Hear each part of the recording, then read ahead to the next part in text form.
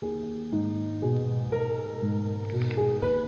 hosts feel it would be a little unkind to present this podcast without just a word of friendly warning. We are about to unfold the story of Frankenstein, a man of science who sought to create a man after his own image without reckoning upon God.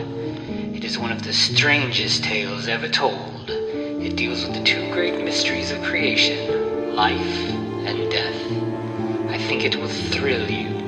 It may shock you. It might even horrify you. So if any of you feel that you do not care to subject your nerves to such a strain, now's your chance to. Well, we've warned you.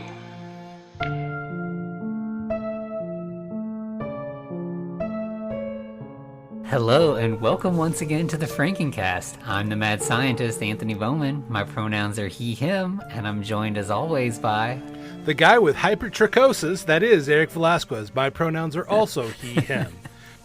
Yes. So yeah, we're taking a much needed diversion down a very so much silly needed movie this week. Yeah, Transylvania 65000. I had not seen this one before, and it's a lot of fun. Oh man, I remembered watching this as a kid, and as a child, you don't understand certain things when you see them, but once you become an adult, especially male, you definitely appreciate them. Gina Davis definitely inspired things in me Absolutely. that I'm learning about. Yeah. Yep. Nope, right there with you on that. Yep. So to kind of bring it back, so this is one of the tallest cast we've seen so far. Yeah. So we've got Jeff Goldblum as Jack, Ed Begley Jr. as Gil. We've got Gina Davis, as we mentioned, as Odette. There's a couple problematic, at least two problematic instances. I'm going to go with probably about 6 or 7. But when we get there, we get there. But yeah, there's a lot of tall people in this one. Yeah, and it kind of has flown under the radar. Like, I don't think it gets talked about nearly as much as you would expect, considering how good it is, and people love Jeff Goldblum. Like, he is right. Like a human meme at this point. People are obsessed with him, and I don't think this movie still gets the love that it should. No, and this is Jeff Goldblum at his Jeff Goldblumiest. Yeah, it really is. Like, I think the only thing that has a leg up on this is Earth Girls Are Easy, another Gina Davis, Jeff Goldblum joint, I guess. But yeah, this one definitely doesn't get the love it deserves, for sure. And so it starts out with basically a little mini found footage horror movie, which is not too common at the time. Yeah, we've got two dudes just knocking on this chapel door, like, "Hey, come out," and then all of a sudden, boom. The two hands come through the door, grab the guy. And it's so good because, it never bursts all the way through the door. So it's just, right. Arms, and then the door breaks off the hinges. And so, you just see a guy being lifted up with a door behind him, and you never see the monster. It's just blocked by the door. Right, and it just walks off with the guy for a comically long amount of time, while this other guy's apparently watching the shot. It's like, okay, you can let him down now at any time, but nope. And then we just see some more footage of the camera laying on the ground, and you see what we would definitely identify as Frankenstein feet, big thick boots. Well, I mean, they established it's a Frankenstein because one of the guys screams out as he's running away, "It's Frankenstein!" Yeah. Yep. And so then we see that, this film is being watched by an editor and 2 reporters at what we can quickly tell is a tabloid, because you see some newspapers on the wall behind them, and it's tabloid nonsense kind of headlines. Lines such as, "Are alien creatures using your body for sex while you're asleep?" And, "I was dead for a week and I liked it." I definitely understand both of those. I feel like this kind of brand of tabloid doesn't really exist anymore. So we might have people listening that this doesn't really sound like anything they've heard of. But are we going to talk about Bat Boy? Yeah. Yeah, it used to just be in the grocery aisle, there would just be the National Enquirer, and it was always, Bat Boy, and alien abduction stories, and just, Bigfoot kidnapped my sister, kind of, just like ridiculous stuff. I think this is kind of the beginning of where the lizard people run the world meme comes from, basically. Yeah. I mean, well, unfortunately, that one stuck around longer than it needed to, but Yeah, it's probably better that those don't exist at this point. It would probably just be all like Q stuff. No, I understand. It's all moved to 4chan. Yeah. Hey. All right. Well. But in this case, back then, it was still like a fun kind of silly thing. Everyone understood it wasn't real and was just a joke. Yeah, and in fact, like that's kind of what this conversation is. Like you've got Jack, who is Jeff Goldblum, and Gil, Ed Begley Jr., who happens to be the son of the editor. Mr. Roper. Yeah, and Jack wants to be a serious journalist, but they all know what they're doing here, and like the editor's just like, no, I don't want you to be a serious journalist. Like that's kind of one of the good bits about this opening scene is like, you hired me to raise the level of the journalism in this area, and he's like, no, I hired you to raise the vocabulary of this of this paper. That's it. Yeah, he's like, I want you to write crap. That's what sells. Yeah, we want crap. We need crap. Yeah. So in this case, the crap is that there's been a Frankenstein sighting in Transylvania. So, he wants them to fly out to Transylvania to research the story. Yeah. By the way, the more things change, the more they stay the same, because Jack mentions here that, he could be where all the news is. The Middle East and Moscow. Yeah. Okay. Uh-huh. 40-year-old movie, folks, or almost 40-year-old movie. Yeah. All right. And probably, like, the reality of, like, this kind of journalism back then is those guys wouldn't have actually flown to Transylvania. They would have just made up some stuff at their desk in their office and printed it. But that wouldn't have been a fun movie. Yeah, had someone put out a costume and then take a photo and we're done. Yeah. Basically, they're told, like, you have to go there, you have to come up with a good story about Frankenstein, and if you don't, you're fired. Yeah. And Gil's like, but you're my dad. And he's like, prove it. Yeah, that's the best. We could do these jokes for hours, and probably will. But I do like as he's leaving, Gil is like, well, I thought he would have been dead by now. And then Jack is like, this was just a movie and a book. He calls him Schmohawk, which I think that's an interesting insult.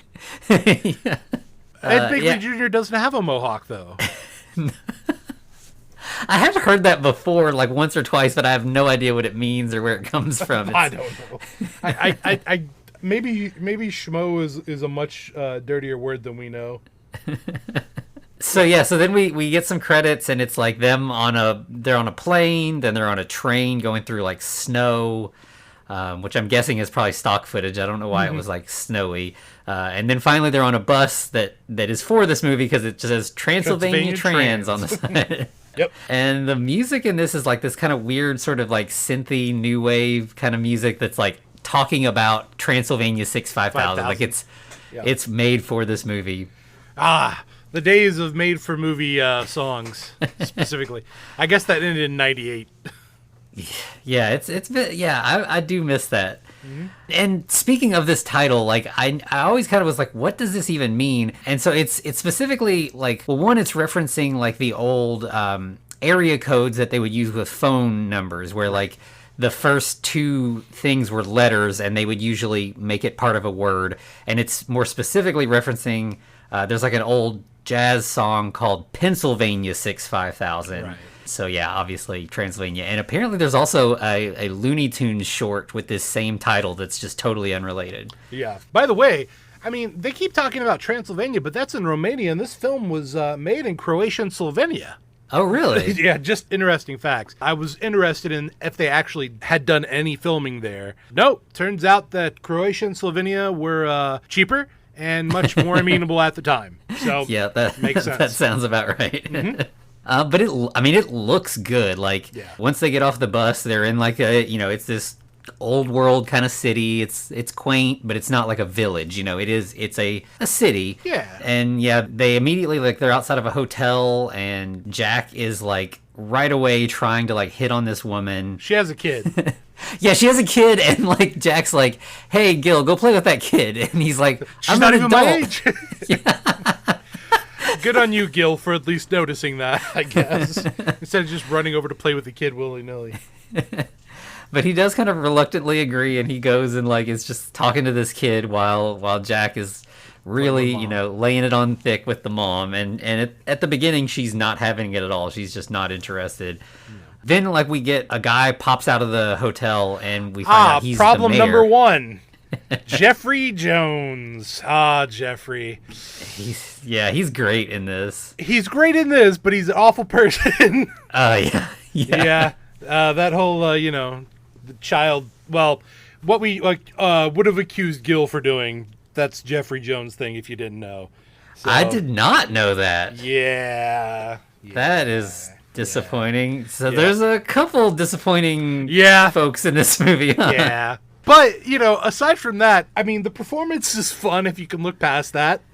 Like, both of the other one we're going to talk about here momentarily is also really entertaining in this, but so he's the mayor, and he's like inviting them to like a local wine festival that feels very like, is that Frankenstein versus the Wolfman, or is it House of Frankenstein, where there's like the wine festival in the town that Larry Talbot goes to and everything? Right. I feel that was House.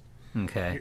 You're making me look that up now. Hold on one second. We got to get this right, damn it. Yeah, I mean, I remember the scene really well where they like wish long life on him and he gets all mad. Right. How dare you wish long life upon me? But this feels like very much the same kind of festival, and we'll get to it at the end of the movie. But yeah, so he's like, you should come to the local wine festival, and then it's like, it's funny. So the mom that Jack is kind of hitting on, she's staying at this hotel, but Jack and Gil are not. But they go inside and kind of like talk to like a desk clerk there. Specifically, like Gil tries to ask them about Frankenstein, and he's like really point blank. By the way, no cover up. Oh, by the way, it is Frankenstein meets the Wolfman. But okay. Yeah. So point blank. Hey, do you know where a Frankenstein might be? And this bit is just great because the clerk's like, hang on, let me check, and he like goes and talks to this like, and he's like, this guy wants to know if we know anything about Frankenstein, and she's like, oh, hang on, let me go ahead. Right. So she goes to the mayor, and then like everybody just like literally everybody in this whole like little pub area just starts dying laughing, pointing, and it's fantastic. You feel a little cringe for Gil, but then he also brought it upon himself, and he tries to play it off as no, I meant Frank Sinatra. Okay. Yeah. I believe you, Gil. And at that point, Jack shows up and he's like, "What are you like? You've embarrassed. Like you're supposed to be a journalist. This is not how we do things. This is embarrassing." Yeah, you don't just ask him point blank. Day 1, minute 1. Yeah. So they end up leaving. They kind of get laughed out of the hotel. Yeah, I mean, the mayor's even like, "Oh yeah, hold on. We're expecting Dracula pretty soon, or maybe the creature from the Black Lagoon. I think maybe we got Godzilla in the back, and then we got the Blob." So they're like kind of walking down the street, and they pass like two people who are like, we'll ultimately find out they're Romani. One's like, follow them, so the other one kind of like is kind of sneaking around behind them. Yeah, what was up with the random dude who just dropped the wad of cash into the Roman woman's hand? Yeah, I don't know what that was about, because it's like she's like pointing, and then he just like puts money into her hand, like It's like, was that their pay, and that was your way of like giving them a little extra cash? What's going on? Yeah, I don't know what was going on there. Or it almost maybe seemed like maybe they look like beggars, but they're not, and he thinks they're like, like maybe that's the joke. I'm not sure there. I could get that. Well, hey, the Roman woman still takes the money. Yeah, So. I mean, if someone puts money in your hand, Right. take it. Yep. But so then, Jack and Gil end up taking a taxi, and they get to like this kind of beautiful castle in the countryside. But it has an ominous aura. Yeah, Gil's like, this just feels really creepy. And then they step outside, and it's got like a opening soon sign really big, and now accepts American Express. By the way, here's something you don't hear of anymore. Diners Club International. Wow. Yeah. That is like a product of the 70s and 80s. Like definitely. Yeah. All right. But yeah, but then Jack's like, yeah, real ominous. How can a place that takes American Express be ominous? Anyway. So then they knock on the door, and they are greeted problem by... number 2. Yeah. Michael Richards, otherwise known as Cosmo Kramer. And yeah, he's great in this. He's hilarious, but yeah, it's just, yeah. It is what it is. If you can look past the racism, you know. Yeah. I mean, you shouldn't, but. Well, I'm sure this obviously predates that moment, but yeah, like, but yeah, he's a complete weirdo in this. I mean, as he is in pretty much everything he does, but like, he answers the door and then he's like, hold on a second, and he closes the door. Right. And then a weird puppet pops out. That was traumatizing. I'm like, nope. Like, I'm not scared of puppets. Those don't freak me out, but that one did. Yeah. And it's like the puppet's making all these weird sounds and like kind of trying to talk to and it's just, yeah, it's really bizarre. And like finally, like, you know, he finally pops his head out and is like, it's good, right? Like, that's kind of his catchphrase. He like does a weird joke and then says, yeah, it's good. He lets him in and describes himself as the token brute. All right, fair enough. I mean, at least he knows his place in the world, right? Yeah. And then we find out the mayor's here. So he managed to beat them somehow, and it turns out he owns this castle. Yeah. I mean, he's got to make some extra money on the side, right, from being mayor and... Yeah. And some other stuff we'll find out in a little while. Yeah. And like if is it Freyo, I think is Michael Richards' character's name? So it's Feos. Feos, yeah. Now, I'm wondering if that's not a joke because it sounds an awful lot like the Spanish word for ugly. Okay. And that would be a nice little jab there. Yeah, that makes sense. Okay. But like his whole thing, you know, is making weird jokes and then saying it's good. And then the mayor's thing is like he really likes to misuse like American colloquialisms. Right. Till the cows come home. As you say, till the cows come home. So he sends this servant to the kitchen to get them breakfast, and his name is Radu. And he's like kind of a hunchback, but not quite. He's just like a guy who's kind of leaning a little bit. He's a guy who slumps and just never stood up straight. I mean, I don't want to spoil the bit, but that's the whole bit. Yeah. But he's definitely like supposed to be the hunchback character in this because like he literally calls everyone master. Like people who like everyone's like, we've been friends since we were children. Stop calling me master. And he's like, yes, master. Yes, yeah. Yes. However, as he goes in to get the food, we meet one of the shining parts of this movie, Carol fucking she's so Kane. Good. Why is she so good? Just because she's Carol fucking Kane. That's why. Yeah. So she is his wife, Loopy. Yeah, Loopy, another joke. But she also calls him master. And, like, she's just, I mean, yeah, she's loopy. She's so weird. And, like, but their relationship is so sweet. Like, she wants to help him so much. And, like, she's just in the way and kind of driving him crazy. But like, he just loves her so much still. It's like, calm down. I got to do my job. Hold on. Yeah. Like, she wants to help him so much. She's like, he's like, all right, I got to get grapefruit. She just gets underneath the counter and starts flinging grapefruit all over the place. Yeah. And yeah, she's just really flirty with it. Like when he goes to take the food back out, she's like, "Come back when you're done. I'll be nude." And he's like, right? "Nude." Okay. I mean, hey, they have a loving relationship. That's all. Yeah, good. It's very sweet. Yep. So then in the main room while that's going, so like the phone rings, and this phone is the phone weird. It's playing Honky Tonkin' by Hank Williams Sr., right. but it's like a weird sort of like MIDI recording of it that sounds terrible. It's a MIDI chip tunes that went out of tune. It's like de-auto-tuned. And the phone is shaped like an alligator or something. Like it's like strange. It's some kind of creature. By the way, their obsession with phones that look like weird things is wild in this movie. Because there's another one that looks like a snake dragon something. Yeah, like you can tell they're just having fun. Like they don't care. They're just like, it'd be funny to do this. Let's do it, sure.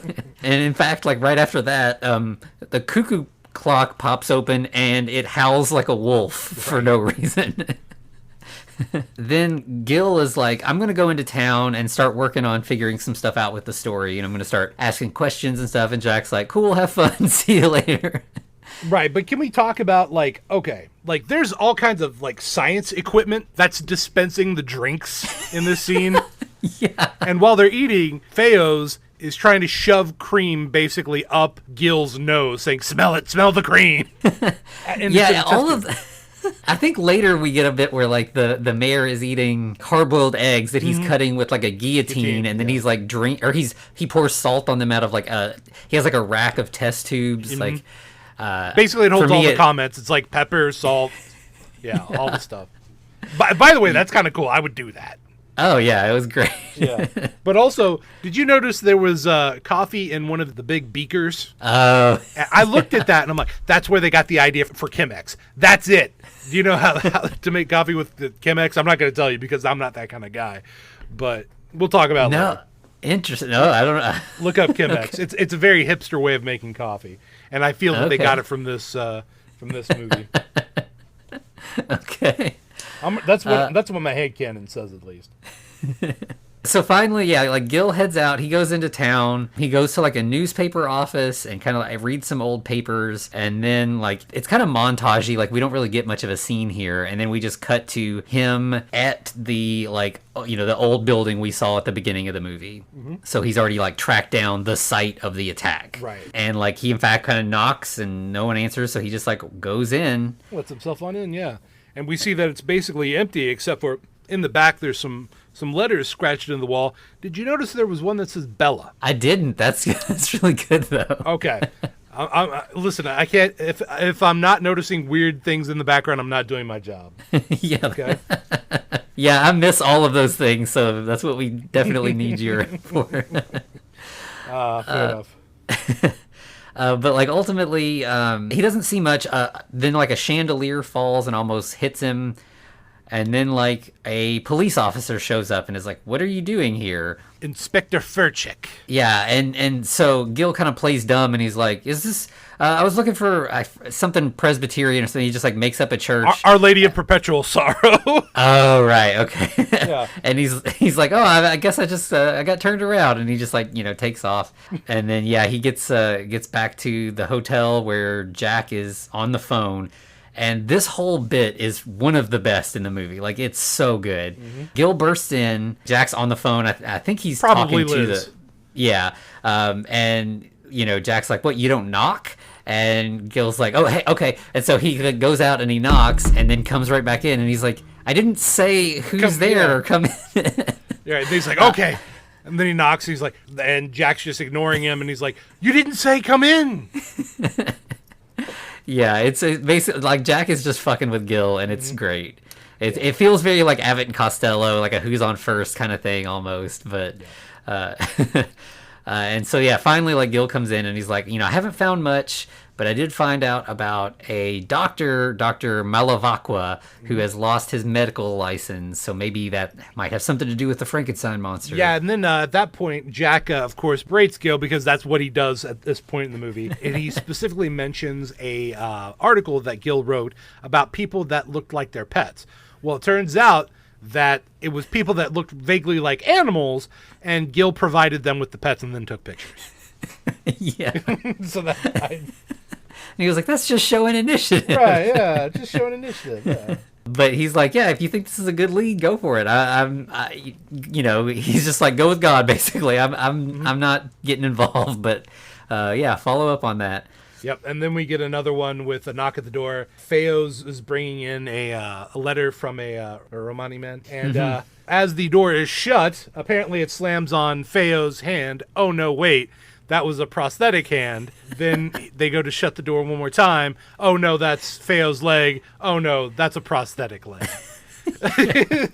So Feo's pulling out all the gags. Yeah, it is, as he says, it's good. It's good. It's good.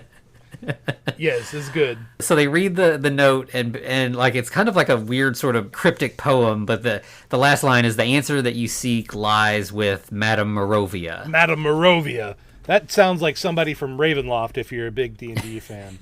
Yeah, it does. Right? So of course they go to see Madame Morovia, and actually like Jack goes along for this one. Like he's participating in this one. And at first he's just kind of speaking in circles. It's kind of like fortune teller nonsense that doesn't really feel like it has anything to do with what they want to know. But suddenly she's like, "There is a werewolf who must be stopped. His name is Lawrence Malbut." But he is the son of Morovia. Yeah. And then she just, like, falls asleep, like, collapses onto her table and, like, let's not skip that she's like, no, you got to kill my son to free his soul. Yeah. So they're like, okay, I guess we'll go look into that lead. But as you said, basically she passes out, headbutts the table, and cracks it. And then another Roman man comes in with another table with a brand new crystal ball and sets it directly in front of her. Then we get Gil and Jack. They are, like, on a stakeout in front of this house. And, like, eventually a guy comes out. And so they, like, start following him through the woods. Yeah, I mean, he looks at the full moon and then he starts stripping a little bit. Yeah. So then they they kind of lose track of him, but then they catch up and there's like this big bush and they hear kind of like, kind of moaning and grunting sounds from in the. So they like peek in there and it's the guy they were following and he's just having sex with this lady and he's like, "Who sent you, my wife?" Yeah. And I believe Gil says, "I thought it was an animal," and the woman who's there is like, "Oh, he is an animal." So okay. And the really great thing about this guy, we'll eventually find out, is not the Lawrence Malbut that we're looking for. He is a Lawrence Malbut.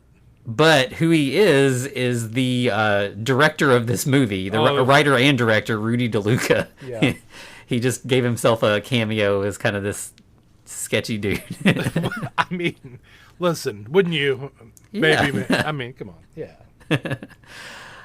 So after that, Jack's like, I actually have a lead, so I'm going to go do my thing. You follow up on your lead, and we'll meet back up later. Mm-hmm. And then his lead is that he's just on a date with Elizabeth. Well, Liz has a story, man. Let me tell you about it. Turns out she's kind of on the run from her ex-husband.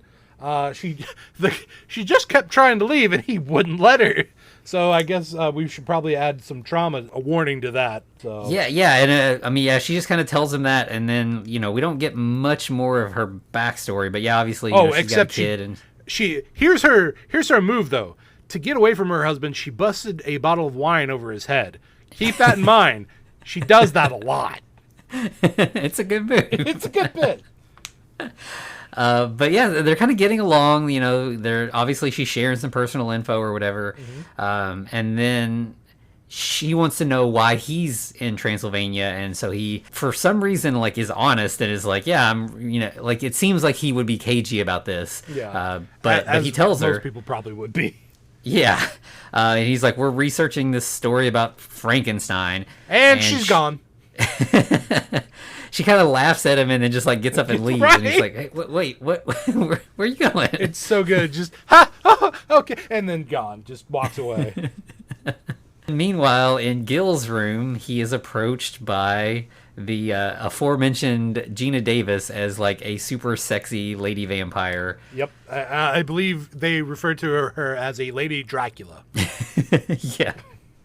And she's wearing like this, top that is cut down to the, her waist basically. And yeah, she's in like basically a one-piece swimsuit that doesn't cover much. Yeah.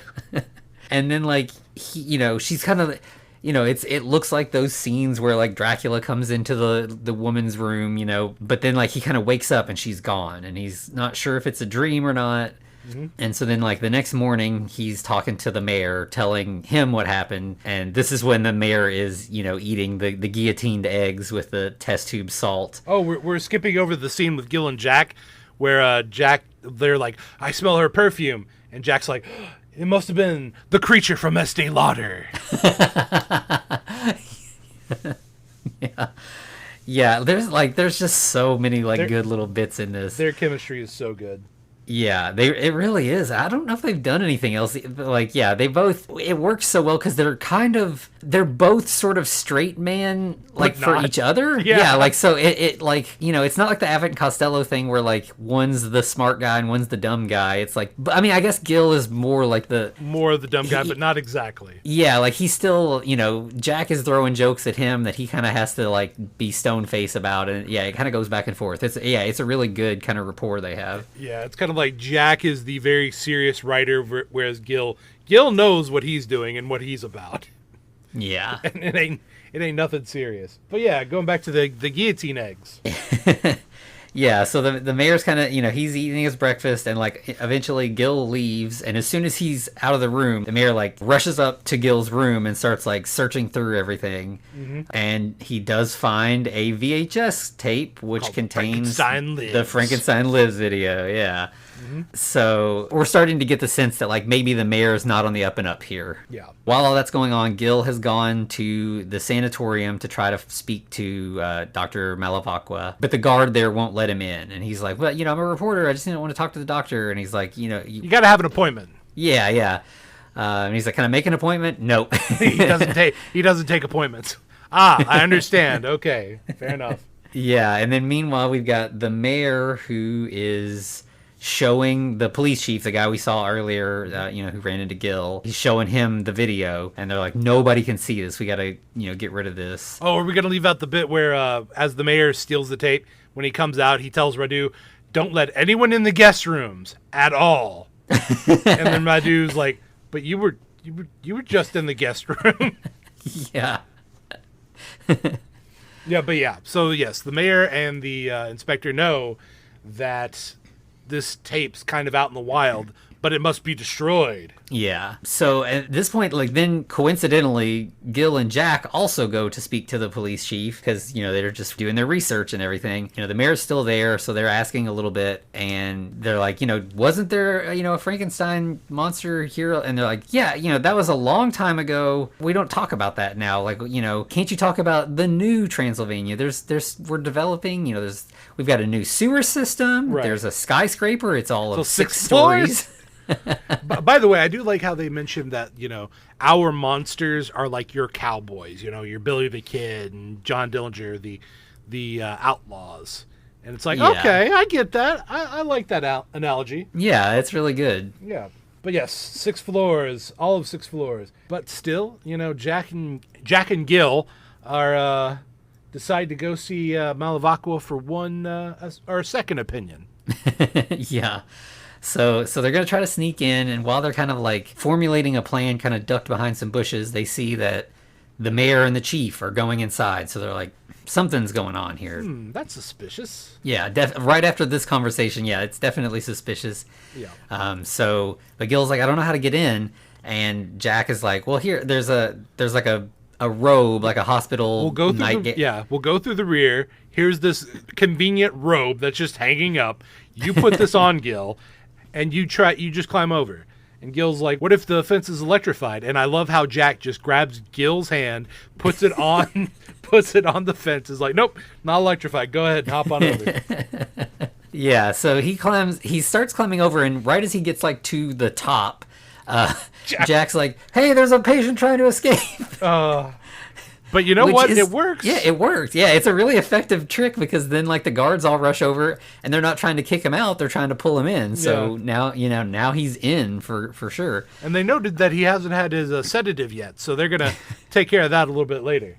So Gil kind of like is able to listen in. He stands outside of a window, and we've got like the chief and the mayor. They're talking to the doctor, and they're like, basically, they're like, "Is this Hunyadi? He's supposed to be dead, but the description we're hearing, it sounds like he's still around." Right? Are you doing your experiments again? And the doctor's like, "Nope, he's definitely dead. There's nothing to see here." And they're like, "We want to see the files." Right? And he's like, "Hey, here it is. There's a death certificate and everything." Yeah. And so like as soon as they're kind of convinced at least convinced enough that they leave, Malavacqua calls the hotel and Radu answers. Well, Feo's answers because he's doing this weird dance.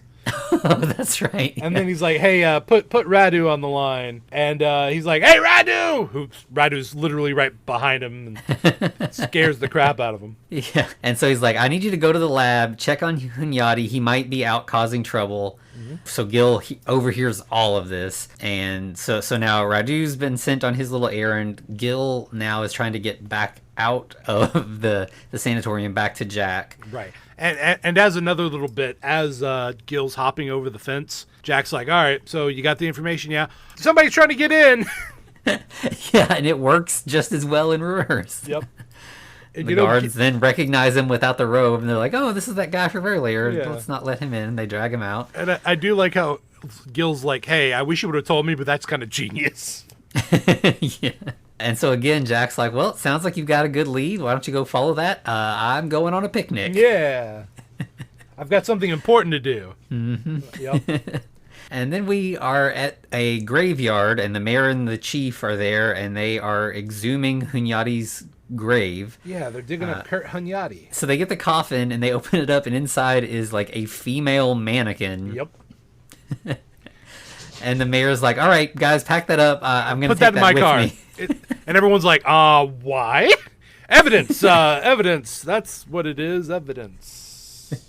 Yeah. So then at the hotel, Gil has arrived, and now he's looking for Radu. He's going to try to, he knows that, that the doctor was just talking to him. Oh, another really good bit. And Radu just kind of scampers off with a bucket and a mop. And as he's running by, Lupe's like, I want to help. And she takes it from him and tries to put it in this closet.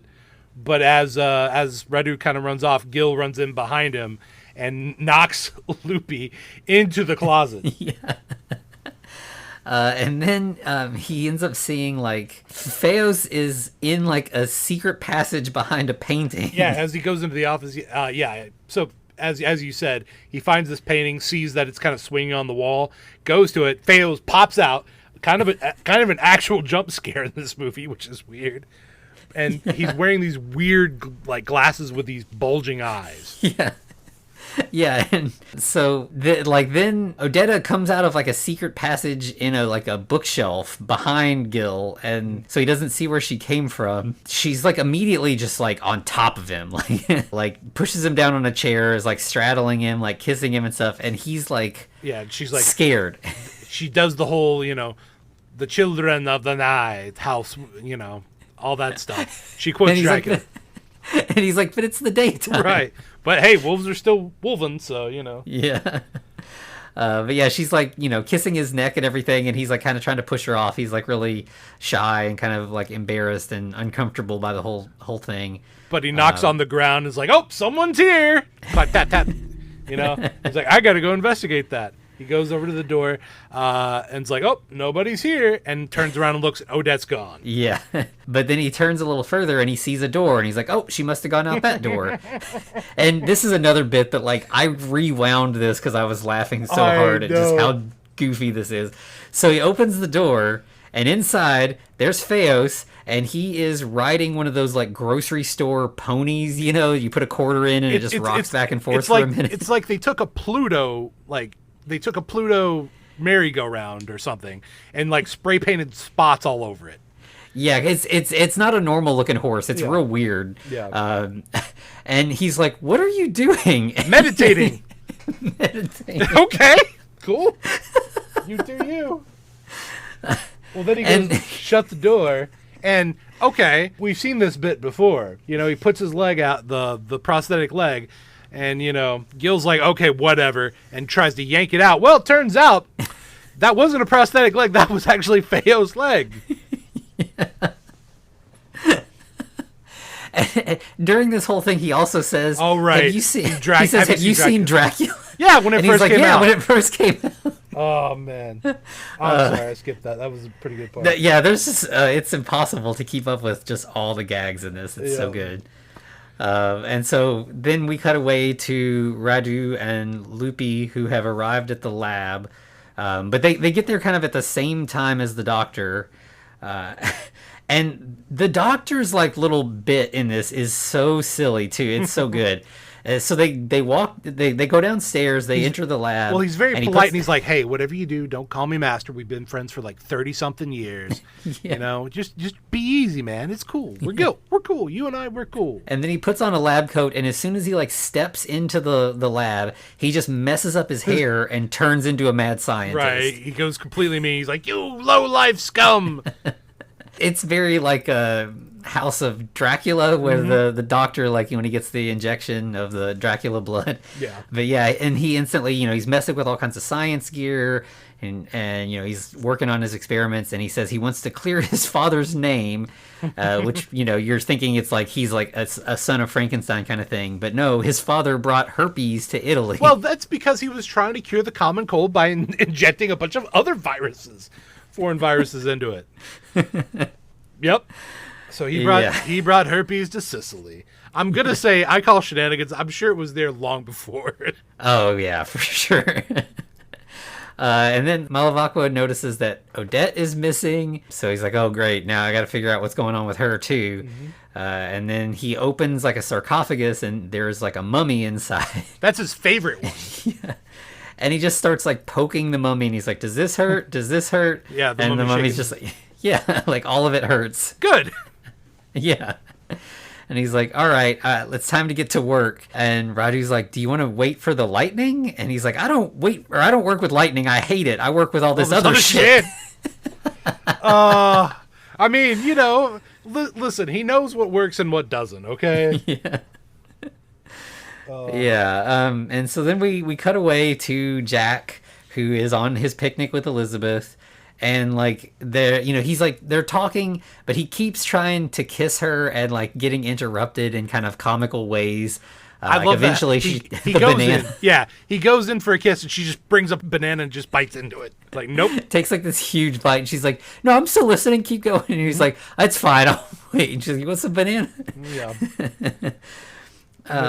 Then of course Gil comes in, interrupts the whole party, and like kind of tells him everything that's been going on. Yeah, he was assaulted by a lady Dracula. Yeah, and Jack's like, not, he starts strangling him, and it's like, I don't even blame you anymore. I blame myself for encouraging this for so long. Right. So Liz is trying to give them some space, so she kind of wanders in the woods because her daughter's kind of off playing. But then it turns out Laura, the daughter, has bumped into Hunyadi. Yeah. Who we presume to be Hunyadi. Basically. Yeah, our big monstrous Frankenstein type creature. Yeah. The dude's buff. He's real buff. Yeah. And he like covers up her mouth so she won't scream. So, things aren't looking so good for Laura at the moment. Liz kind of comes running out and is like, I can't find her. Can you help? So Jack and Gil kind of drop everything. So they're all kind of like looking through the woods, not finding anything. Gil climbs a tree. Yeah. Comes down and he comes down on Hunyadi. Yeah. He like literally climbs down his body. Right. It's really great. I like as they're face to face, he just like, he looks like he's about to cry laugh. And then he's just like, ah! And of course, he gets off on Yachty. He starts backing into this pond, and I'm like, why are you backing into the pond? Oh, you're backing into the pond because you're going into a bit. Because as soon as he does, a hand shoots out and grabs him by the schwanza. Yeah. And, yeah, his like response to like the scream that he makes is so good. It's understandable as well. Oh, yeah. Mm-hmm. So, yeah, then of course he rushes off, and then while he's running away, we cut to Jack, who hears more commotion in a bush again. Yeah, some more barking and snarling, so he knows what's up. He's like, oh, this guy. But this time, an actual wolf man jumps out of the bush at him. By the way, the hops this man has, I don't want to say it, but I don't know. He might be a wolf man. Just like, I don't trust those jumps. And like the wolf appearance for him is like, it's just really long hair. Like it's long beard, long hair on top of his head, and then just hair, around his eyes and everything as well. Yeah. But like, it looks more like hypertrichosis turned up to 11. Yeah. The most like werewolf we've seen that looks like this is like maybe like Teen Wolf or something. Right. Yeah. Actually, yeah. Holy shit. This is very Teen Wolf, except more wolf than teen. Yeah.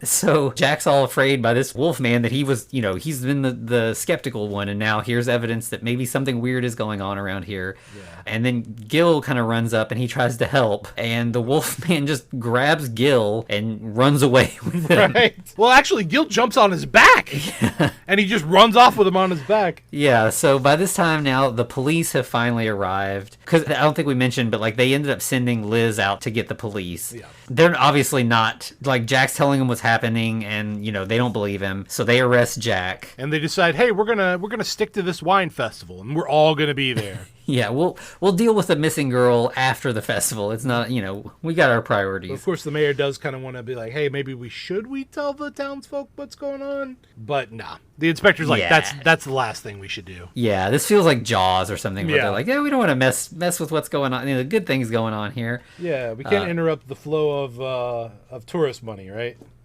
Yeah, it's our big festival. This is probably the most money this town sees all year. Yeah.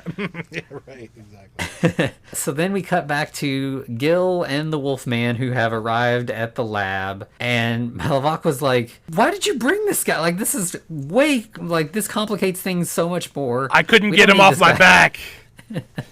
Literally.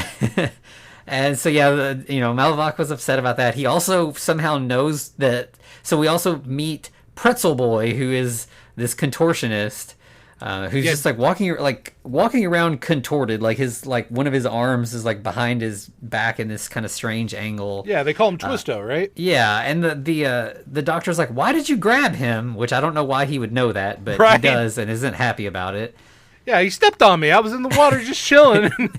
What? Yeah. Why were you just chilling in the water? Yeah. Oh, well. So, and then the doctor's like, all right, Radu and Luffy, go find Hunyadi. We've got to shut all this down. Like, things are out of control here. So they go out, and then we cut back to the jail where Jack is now behind bars. And he's like, how long are you going to keep me here? And, of course, the answer is, Till till the cows come home. Well, that doesn't last for long because, boom, bottle upside the head. Guess what that means? That means Liz is in town, folks. And she grabs the keys and lets Jack out. Yeah. Is this where she even, like, holds the bottle? Like, it's, like, sharp? Or Not is that yet. later? That's later. Okay. She's got one move and she knows how to make use of it. She does that move a lot. Yeah. Just know that if Liz has a bottle of wine, you better watch your ass.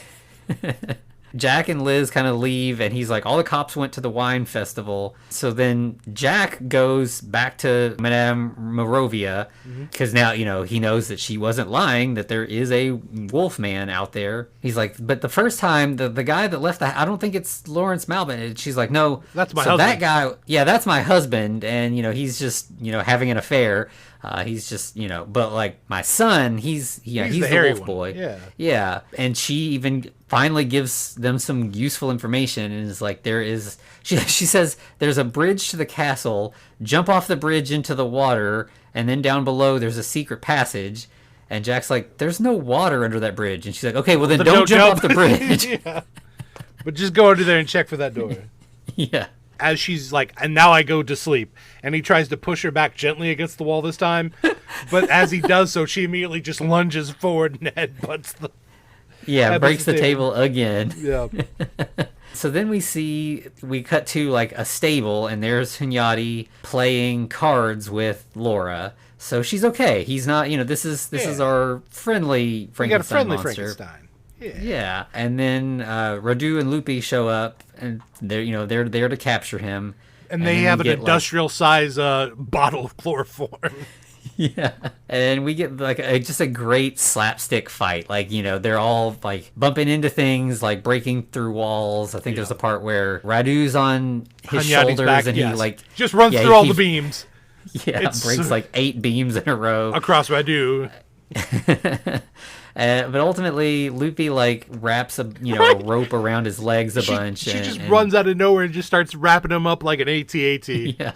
So that works. He falls down. They get him kind of tied up. And they manage to get him into a wagon, with a certain amount of difficulty, and start taking him back to the lab. And then meanwhile, we get back to Jack, who has found the lab. He found the door that Morovia told him about. And so now he's trying to rescue Gil while, everybody shows up there. And so now we have more slapstick fighting. Well, yeah, we have Odette and the mummy on the table right beside Gil, who's also on a table. And they're trying to revive the mummy, or at least heal the mummy. And yeah, Odette's like, no, don't hurt my baby. Yeah, so she's kind of like switches sides. There's like a bit where like it actually is, I think they kind of did something similar in Abbott and Costello where like they're fighting over like the fighting slab. Over, Gil's on the slab and they're literally using him to fend off the Malavakwa and Radu and Lupi. Yeah. At some point during the fight, they realize the whole mad scientist thing, like it's literally like there should be like a line on the floor. Like, right. If the doctor steps past this line, he's mad. good again. Yeah. He like combs his hair back and he's normal. And he's like acting logical. Hey, and I want to like, get you an like, espresso. Let me get you an espresso. And then crosses the line. He's like, no, I won't get you an espresso. Yeah. Yeah, it's such a good gag. And of course, during the fight, Odette gets a hold of Gil, and he's like, "Hey, unbuckle me," and she goes immediately for his belt on his pants, and he's like, "Not that one, not that one." The one that's holding me down on the table. Yeah. So Jack manages to keep Malavacqua on the good side of the line, gets some more info from him. Meanwhile, Hunyadi breaks free. He's been strapped down, and he, again, carries Laura away. Yeah, because they mentioned that her mom is looking for her, and he's not having that. So he's like, no, I've got to take this girl back to her mom, because he's a good Frankenstein. Yeah. So everybody decides to follow and, track him down. And, of course, we also get a random dance number. Yeah, at the wine festival, it's full swing. Everything's, going well. Everybody's celebrating. And we have Malavacqua, Jack, and Gil. They're in a car following Hunyadi.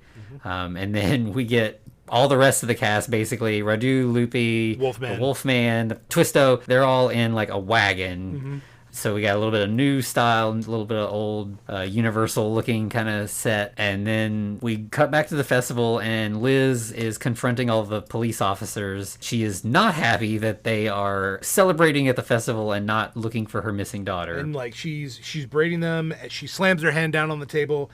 They go to arrest her. But then we have like a witchy woman kind of start screaming out, "It's Frankenstein!" Yeah, and so again, this is very much like the Frankenstein meets the Wolfman. Like the creature comes like ambling into the festival and scares everybody. It also feels a little bit like the first movie because he's holding this child, this girl that appears she's unconscious, like she looks like she might be dead, but nope, she's just asleep. Yeah, she just got tired. They were having a nice little jaunt. But that doesn't slow the townsfolk down. They have instantly formed the pitchfork and torches mob. Right. Well, the inspector is literally like, "Hey guys, beat this dude up," and then flicks his lighter and's like, "Let's light the torches."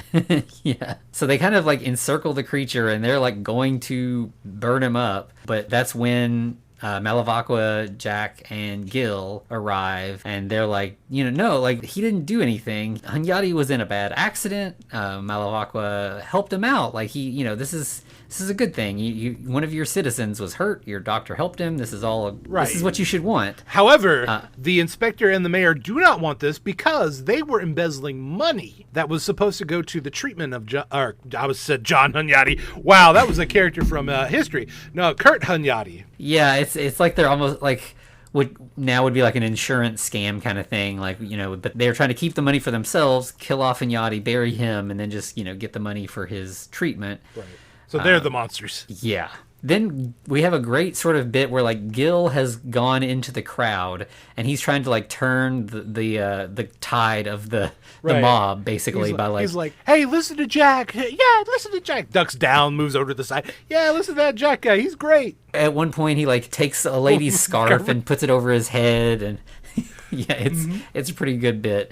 By this time, the wagon with everybody else has arrived, and we find out, like, we learn about the whole rest of this sort of like island of misfit toys. Basically, we find out that Larry Malbut is just a guy with hypertrichosis, and the doctor's been treating him. Yeah, he's even getting some electrolysis in this one circular spot on his belly. I could go to the beach now. Okay. I guess. And yeah, like the doctor's just been protecting him from his crazy mother who wants him to be killed. She's just ashamed of him and wants him to die. Whoa. Yeah. Bad mom. Yeah. And then they're like, so then the mummy, do you remember Ugly Hattie? And yeah, Ugly like, Hattie. Yeah. Well, she's a beautiful Hattie now. She's our mummy. So they like unwrap the head part of the mummy first, and it's, a beautiful woman. Yeah. But that's not all. Yeah, then they unwrap the rest of her and she exclaims, "I have bazonkas." Yeah, she's like, "I wasn't prepared for bazonkas." Right. So Hattie's very happy with the doctor's work. She's feeling pretty good. Right, And then, if the chief wasn't bad enough, this is where, like, he really steps up his just villainousness, where he says he was upset because the doctor allowed Radu and Lupi to breed.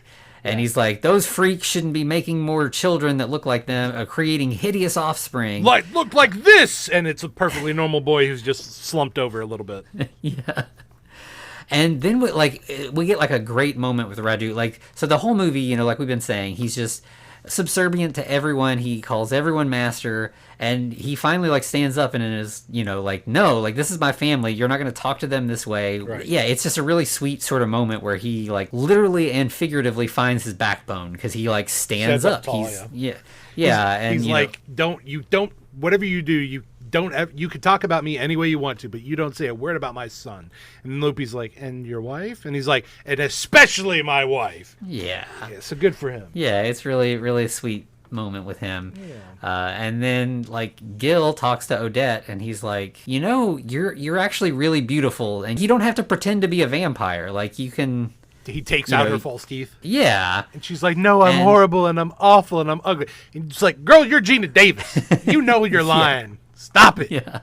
Stop it. So they kind of like, they dance, and they have like a kind of a sweet moment. They're kind of enjoying the festival. I mean, the doctor did give her a nose job, though. I mean, that was one thing. Yeah, but I mean, right. I don't know what the nose looked like before, but the rest of her looks fine. Yep. Mm-hmm.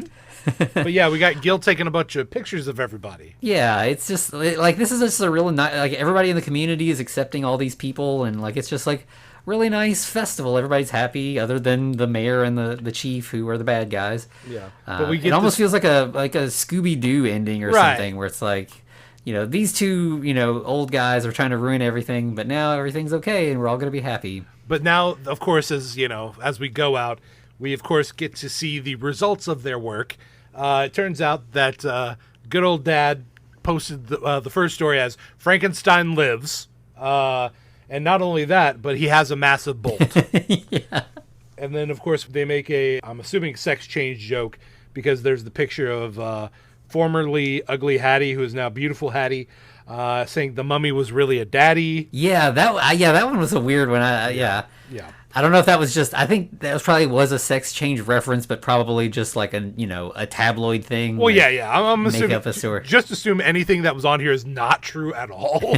Yeah. Because it goes against what we heard in the story. But so, yeah, then we also have the Wolfman now being a hunk, as apparently Larry Malbut has now been completely shaved. Yeah. We've got a bee. They have a picture of Madame Morovia. Apparently, there was a bee found in her wrinkles. Yeah, I don't know. That's a weird one on me. And then we have one about the comedic butler playing a gig at Royal Hall concert. I kind of feel that one may have happened. Yeah. Or at least it was attempted. And then, of course, the doctor, Malvacqua, giving himself a vasectomy. And, of course, then we have Odette with the tagline of Vampire Sucks Town Dry. Implications. Yeah. And then, of course, couple confess they never had a real hump, referring to Radu and Loopy, which, okay, that's kind of true. Yeah. But yeah, it's a nice, sweet, and those headlines, they kind of serve as like, it was more common back then where they would do the thing at the end of a movie where you would get like freeze frames of everybody with like what they did after the movie. Right. But, instead of that, it's fake gags that are not what they actually did, but, just another chance for tabloid jokes and, kind of silly humor. Yep. And then, of course, we go out on the Transylvania 5000 theme. Yeah. So that was not an abrupt ending. That was yeah, the very opposite, really. Yeah, it was pretty nice. Yeah, and it's just other than the unfortunate like people who are in it that are not so great folks. Yeah, it's a really kind of like heartwarming, kind of light story that it's a feel good comedy. Like there's nothing to be too upset about in this one. Like it's just. Yeah, it's just fun, and I really enjoyed this. Yeah, you're coming for the goofs, you're having a couple laughs, it's good times. Like, if you want to feel good leaving a movie, this is one. Despite, as we mentioned a moment ago, some of the people, everything else is like, yeah, that's pretty nice. I enjoy that. Yeah, and you've got all the villagers accepting all the monsters. Like the monsters are kind of the heroes of the story, and the villains are the chief of police and the mayor. So politicians and cops, we can get behind them being the villains. Yep, we sure do, because they are. But anyway, yeah. So yeah, definitely check it out. Well, aside from that, Anthony, where can we be found, good sir? You can find us on all of the socials. We've got Twitter, Instagram, and Letterboxd, and Gmail. It's all at the Frankencast or the Frankencast at Gmail. And also, most importantly, you can find us at Patreon. Yeah, of course, we need funding because, we're running out of those grants for mad scientists and, their mad assistants. And, we need some help in these tough times, if you don't mind. We plan to do some more, to make our influence grow, all that good stuff. Yeah, and it's going to be a place where we can kind of explore what we're talking about a little bit more. We love doing these movies every week, but it's a little bit more loosey-goosey over there. The lower tier, we're going to have 2 episodes a month where we just kind of talk about whatever kind of comes up, whatever we're thinking about. It might be a movie, it might be just a chat about Frankenstein news, or, whatever odds and ends we come across. And then for the second tier, we'll do 2 additional episodes, so there'll be 4 or 1 a week for the whole month. And that's where we're going to kind of do longer series kind of things. Right now we're reading through Mary Shelley's novel, and we're also rewatching the original Munsters. Good times. Yeah, so those have been a lot of fun. We're really enjoying that. Yeah, we're just trying to come up with all kinds of crazy stuff.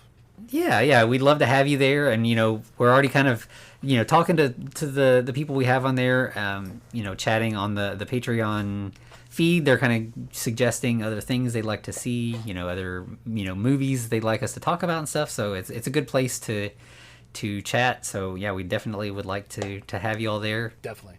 And I think we probably should thank some of our patrons. I know we have Hayden Orr, who is our MVP for real. Yeah, he's like OG friend of the pod from day one. And then we've also got Santos, who is we've been chatting and emailing with him for a while as well. He's always got some interesting clips and stuff he finds, so he's always sharing some interesting facts. We love having those 2 guys, and hope to see more of you there. Yeah, absolutely. Well, you know what, Anthony? I mean, we've gone through some really rough stuff. We've had a couple laughs. You know what I need? I need something more true. Something more true to life. Yes. So next week we're going to be doing Frankenstein: The True Story. Dun, dun, dun. Which is actually, it's a mini series. It's real long, so I think we're actually going to do the first part of it. So if you want to watch along, it has an intermission in the middle now if you watch it. We'll be watching the first hour and a half of this 3-hour long thing. And that should be fun.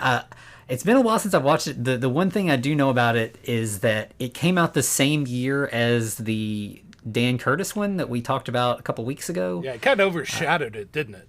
Yeah. So it'll be interesting to watch it sort of in the context of that as well. Yeah, I know. It's going to be really hard for them to beat Soft Boy Creature. Yeah, that one definitely skyrocketed into my top 5. So it's been a long time since I've seen this one. I don't know if it'll crack that top 5, but I am excited to check it out again. No doubt. All right. Well, anything else we got to mention? I think that covers it. In that case, to be continued. Looks like you survived another episode. The Frankencast is a production of FCR Media. It's hosted by Anthony Bowman and Eric Velasquez. Follow us on Twitter at The Frankencast, or send us a letter at thefrankencast@gmail.com. Our cover art is by Amanda Keller. You can find her at Keller Illustrations on Instagram. Our theme music is by Vivek Abhishek. Thanks for listening.